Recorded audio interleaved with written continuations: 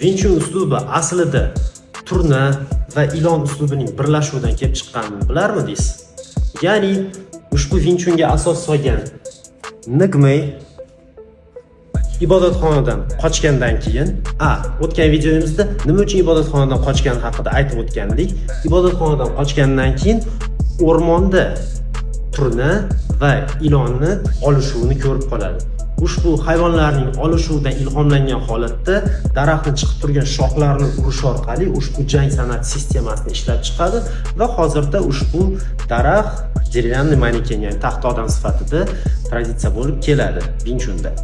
Endi ushbu usulni ishlab chiqqandan keyin, mashq qilgandan keyin ushbu qishloqlarda birida yurganda bitta soya sotuvchi go'zal qizga yigitlar tegajog'lik qilayotgan paytda o'sha qizni yigitlar tegajog'ligidan ushbu Wing Chun sistemasini ishlatgan holatda olib chiqib ketadi. Aynan o'sha qiz mana bu Yin Wing Chun.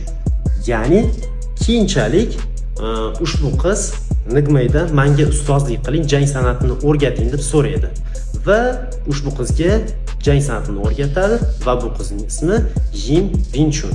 Qanday qilib ustozning nomi emas, shogirdning ismi ushbu jang san'atiga mixlanib qolganini keyingi videolarda aytib o'tamiz.